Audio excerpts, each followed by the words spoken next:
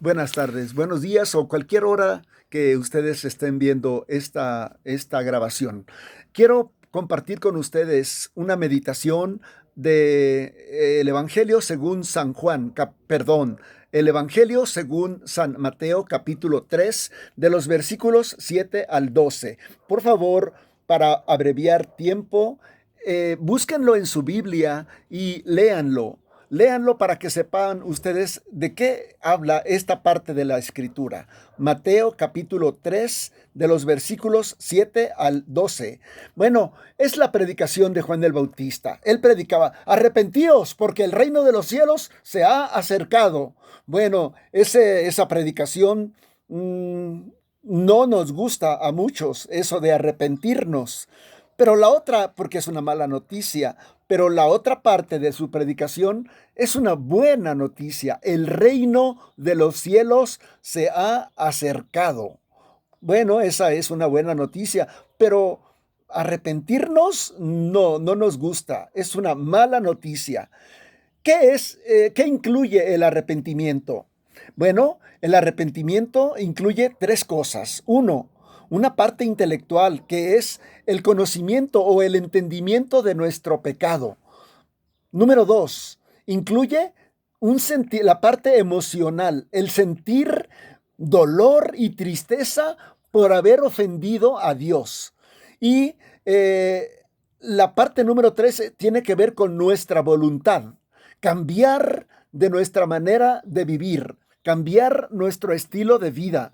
Eh, Sería volvernos a Dios, dar la espalda al pecado.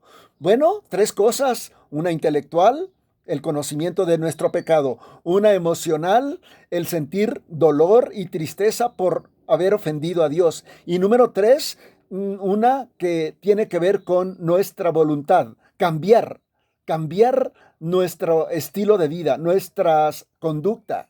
Bueno, la parte intelectual del arrepentimiento incluye aceptar nuestra culpa personal.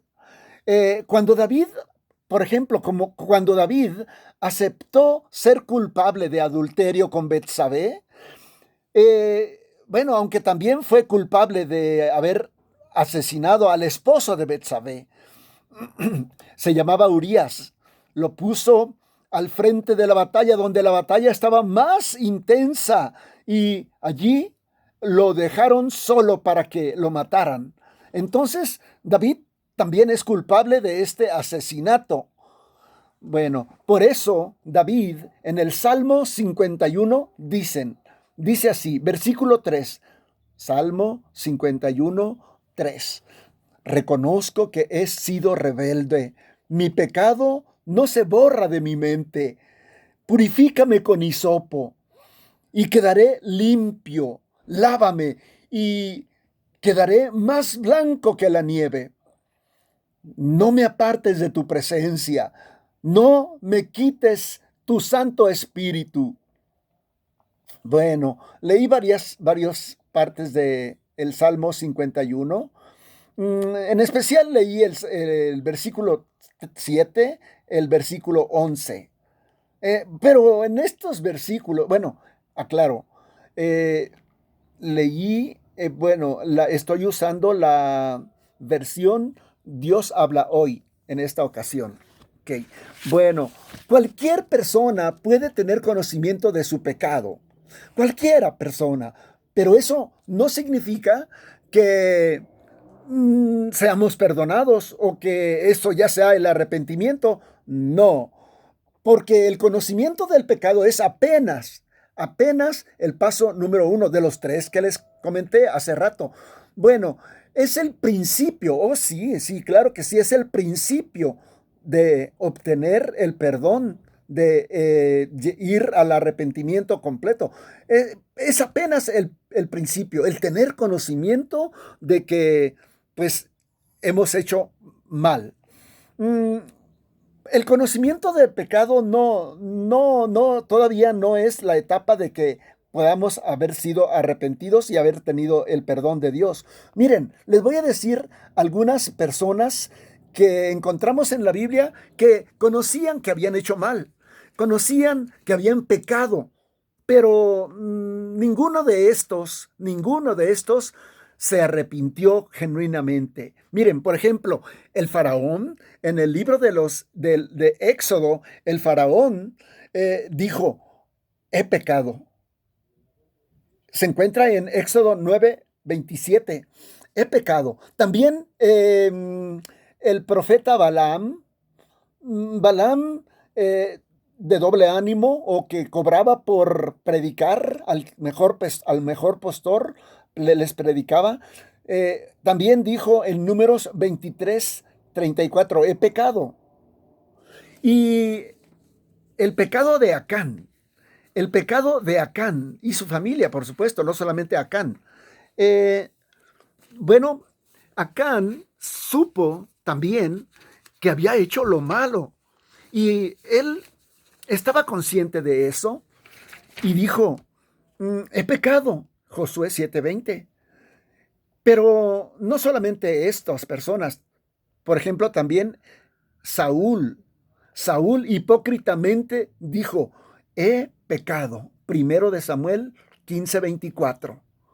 Y otro, Judas Iscariote, cuando le remordió la conciencia, vean que le remordió la conciencia, no se arrepintió. Cuando se arrepintió de haber entregado a Jesucristo, dijo, he pecado, he pecado. Bueno, ninguno de estos casos, la Biblia en ninguno de estos casos dice que fue arrepentimiento. No, no fue arrepentimiento.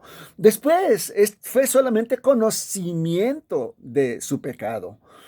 Después del conocimiento de su pecado viene la parte emocional, sentir dolor y sentir tristeza por el pecado. Miren, el Salmo 51:1 dice, por tu amor, oh Dios, ten compasión de mí.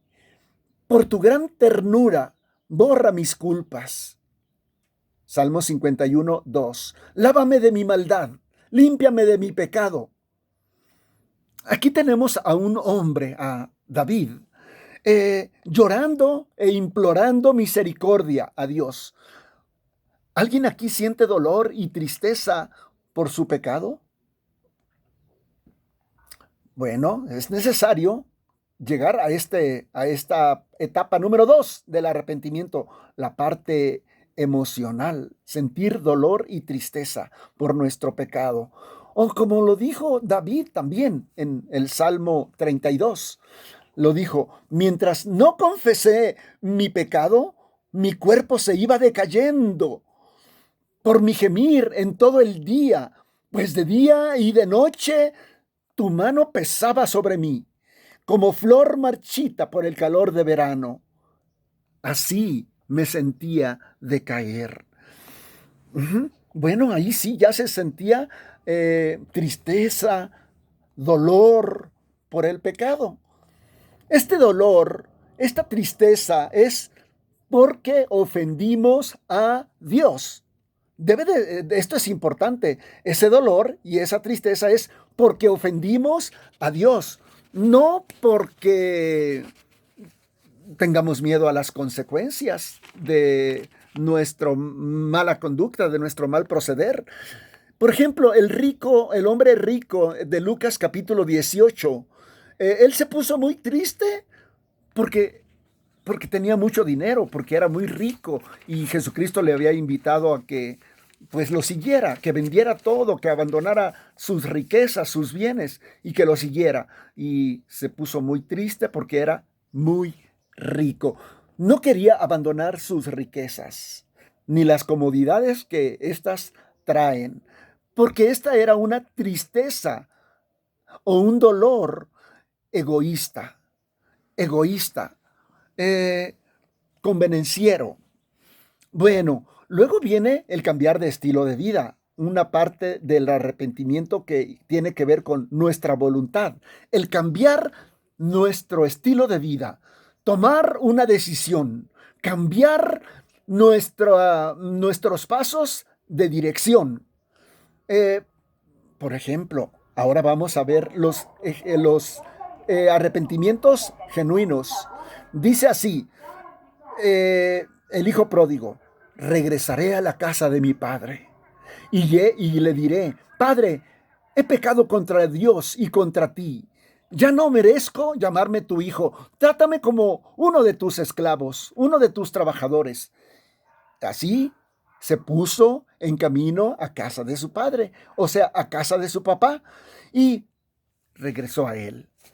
Bueno, un verdadero arrepentimiento tiene que, el verdadero arrepentimiento tiene que ver que Dios lo produzca, que sea de parte de Dios. Mm, Este arrepentimiento genuino, verdadero, trae frutos de arrepentimiento. Y yo te pregunto, ¿tu arrepentimiento ha sido real?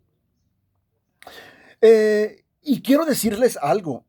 Tenemos necesidad de arrepentirnos casi diario, o más bien diario, y a veces cada rato.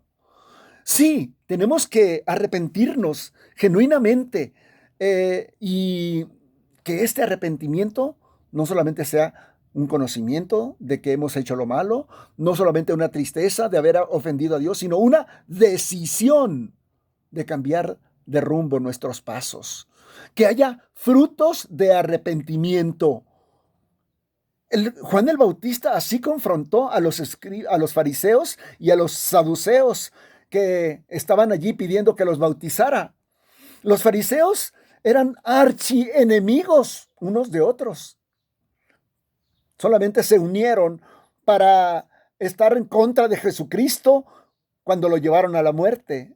Y bueno, todo su ministerio estuvieron siempre unidos en contra de él para preservar su poder religioso. Eran los que Estos eran los que querían bautizarse. Le pidieron a Juan del Bautista que los bautizara. Bueno, su arrepentimiento no era real. No tenían ganas de arrepentirse, ni creían en el Mesías que estaba anunciando Juan el Bautista. No.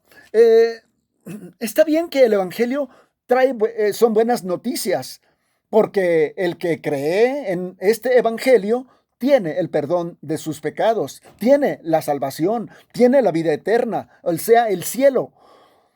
Pero también tiene otra parte, la condenación, el juicio de Dios. El Evangelio no solamente tiene la predicación del perdón y del cielo y de la salvación, también tiene la otra parte, la condenación, el juicio de Dios.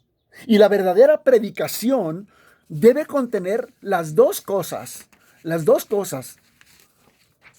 La predicación de que el que cree tiene vida eterna y el que rehúsa creer en el Hijo no verá la vida, sino que la ira de Dios está sobre él. Miren, la profecía de Isaías 61, se profetizó acerca de Jesucristo así.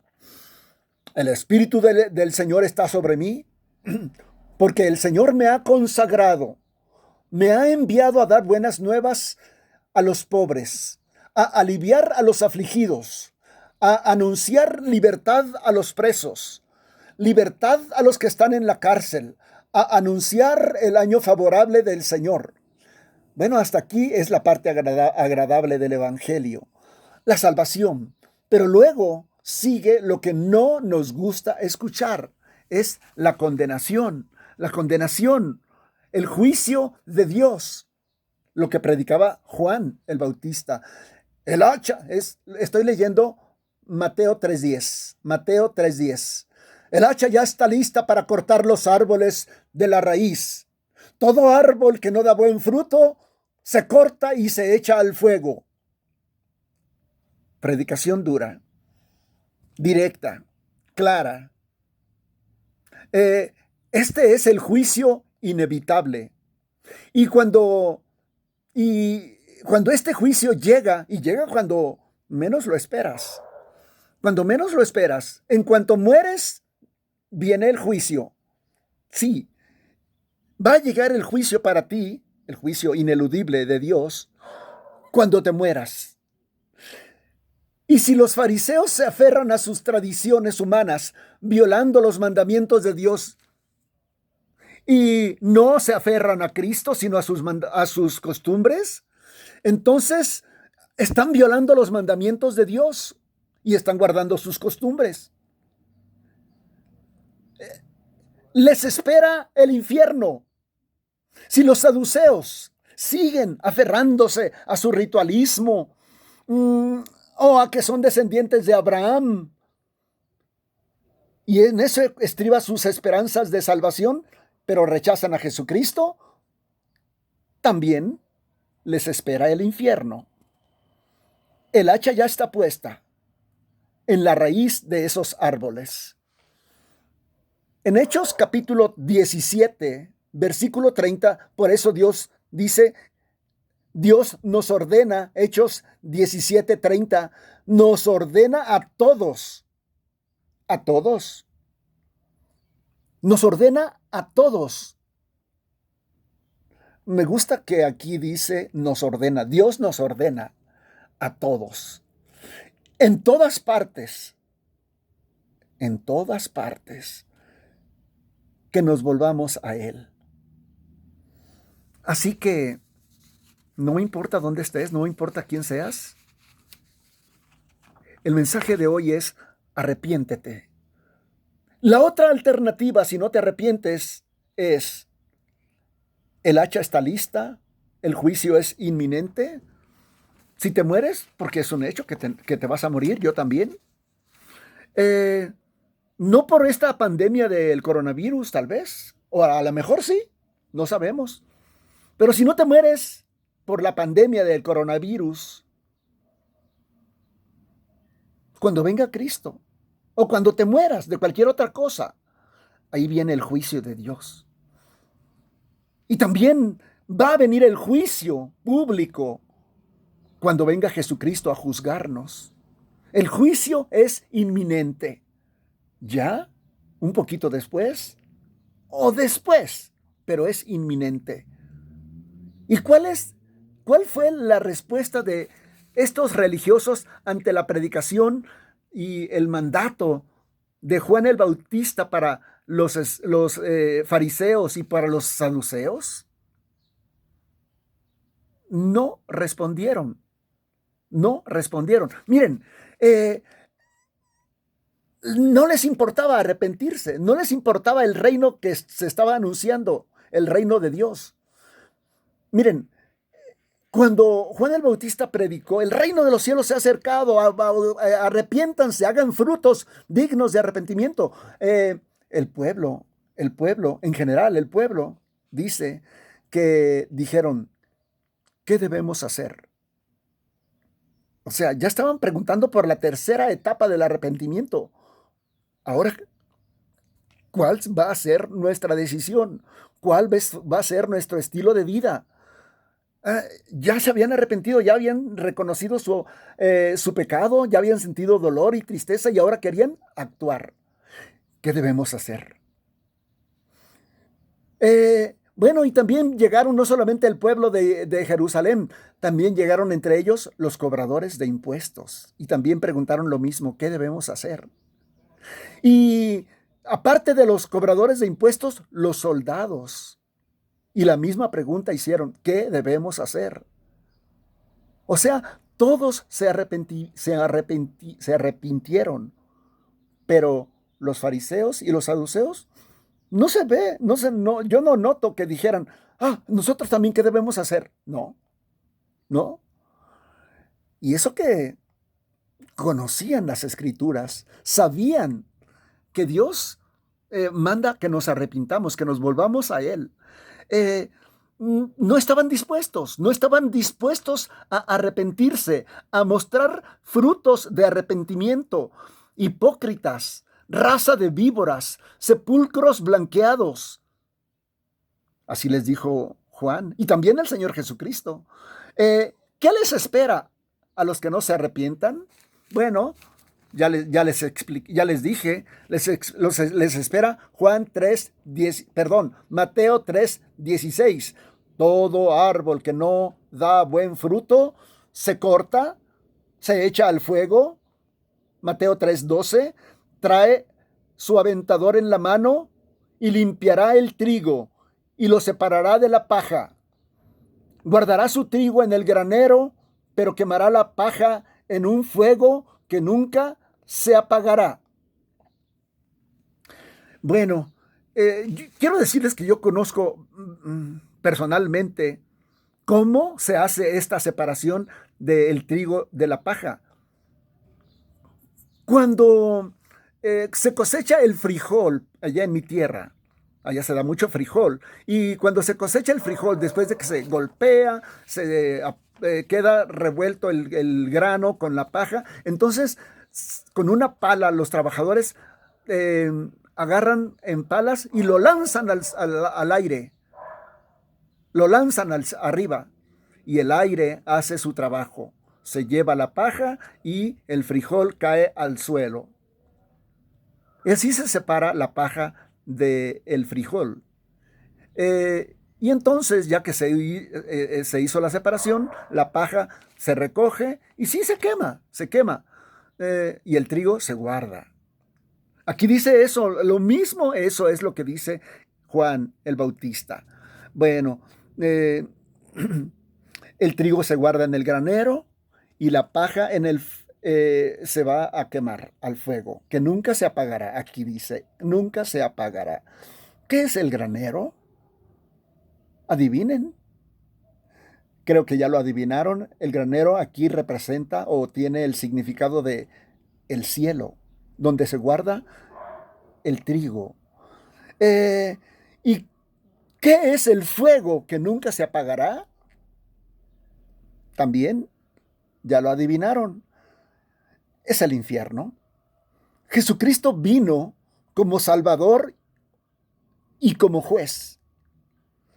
¿Qué será para ti? ¿Qué eres? ¿Trigo o paja?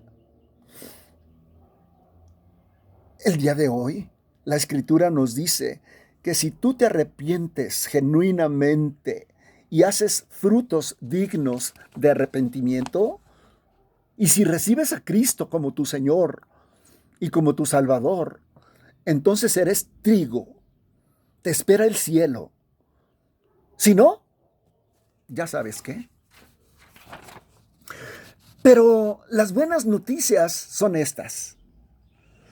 Podemos producir frutos de arrepentimiento. Podemos evitar que el hacha esté lista para cortarnos de raíz. Estamos preparados, si nos arrepentimos, que Dios nos guardará como trigo de Él en su granero. Pues ese precioso grano de trigo al que Cristo promete preparar un lugar en el cielo y llevarte para que seas un habitante de este esplendoroso lugar que es el cielo. Y ahí está la promesa. Y aquí está la promesa. Mateo 3:11. Yo en verdad os bautizo con agua para invitarlos a que se vuelvan a Dios. Pero el que viene detrás de mí os bautizará con el Espíritu Santo y con fuego. Él es más poderoso que yo. Yo ni siquiera merezco llevarle sus sandalias.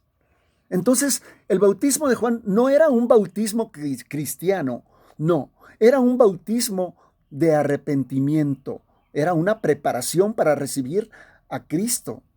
Y el bautismo de Cristo era el bautismo del Espíritu Santo. Y el bautismo de fuego será en su segunda venida. ¿Y cuál es el bautismo de fuego? El infierno. El infierno. El trabajo de llevar las sandalias lo hacía el siervo de más baja categoría. Lo mismo que lavar los pies.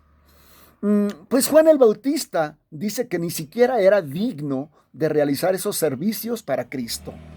Y que él bautiza un bautismo de arrepentimiento, pero el que bautiza con el Espíritu Santo es Jesucristo. Bautismo del Espíritu Santo. La profecía de que Cristo nos bautizará con el Espíritu Santo fue cumplida en Hechos capítulo 2, y desde entonces el Espíritu Santo bautiza a todos los que se arrepienten y creen en Jesucristo como Salvador.